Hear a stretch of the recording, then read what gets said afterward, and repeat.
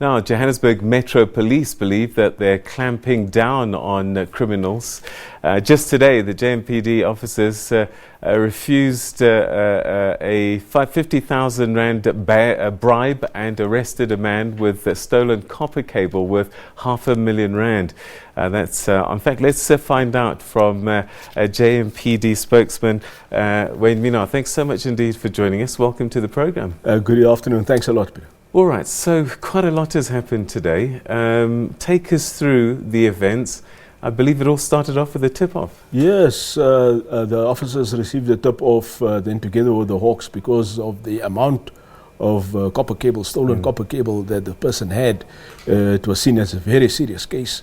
Then the Hawks together with the JMPD officers went to the address in Roodepoort, and yes, indeed, the man had the cable. It was cut in pieces, it was stolen. And he was prepared to give the 50,000 rand bribe and took out the 50,000 rand, wanted to bribe the officers, but the officers wanted none of that and then arrested him. So we are winning the fight with corruption. So where did he have this cable stashed? Do we have any idea where he got it from? Yes, no, it was in bags. So there's a possibility that it could be from underground, either from the road or from a utility somewhere. And that's the kind of thing that impacts negatively on service delivery. Then we battle for long periods without electricity, and it affects negatively on the economy. So that was today. Over the weekend, another two was arrested in Alexandra at a chop shop where they had this cable bags in a room somewhere in this facility. And then also over the weekend there were 5 arrested red-handed caught on CCTV camera. Stealing cable? In the Johannesburg CBD, and then the officers were called in and they tried to get away, but the officers then cut them off, stopped the red combi, and there was 60,000 rands worth of copper cable. What's the penalty for stealing cable? Because one would think that it needs to be stiff, otherwise people just keep on doing it. Yes, well, look, when these cases get to court, the magistrates would issue various fine or jail sentence, depending on the circumstances and the amount of cable. And the courts take, a whole lot of issues into consideration when they net out a court sentence. All right, I guess from what I'm hearing that one of the things that can help is the public tipping off the authorities.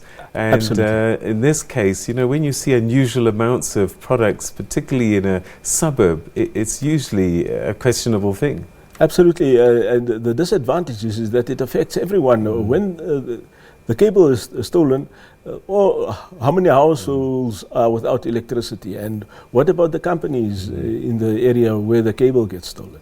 So we're glad that we can get this kind of cooperation from the community, and also the officers who are now the people's officers. They're there to serve. They want to see that whatever they do is right, without even thinking of the 50,000 rand bribe. Now, R500,000 rands worth of cable, 50,000 rand bribe. This sounds like a big operation. Yes. Do you have any idea whether there's a syndicate at work here? Look, it's possible because the 5 that we arrested over the weekend in the CBD are definitely part of a bigger group. And they were working on information as to where the cables were laid, and at the time that they could go in to remove it, dig it up and remove the cable. Fortunately for the CCTV, which we have now got working very effectively in the CBD, where there are over 400 cameras working around the clock with operators monitoring these cameras and then giving information to the reaction units which are on duty 24/7 to interact, to arrest, or to prevent, if possible, prevent the crime from happening. But where is this cable going after they steal it and pack it in the way that they do? Yes, look at that. Now there's a lengthy investigation which has to happen to first now solidate the case. and then to be able to provide it as evidence when the case gets to court. And some of these cases take a few weeks, if not months. And then in the same time, the investigating officers now have to figure out where it was stolen and who it belongs to. Okay. Well, congratulations on that, and keep on fighting the good fight, as it were. Well, from one policing issue, we go to another where the Minister of Police, Begitele, and Justice and Correctional Services Minister, Ronald Lamola,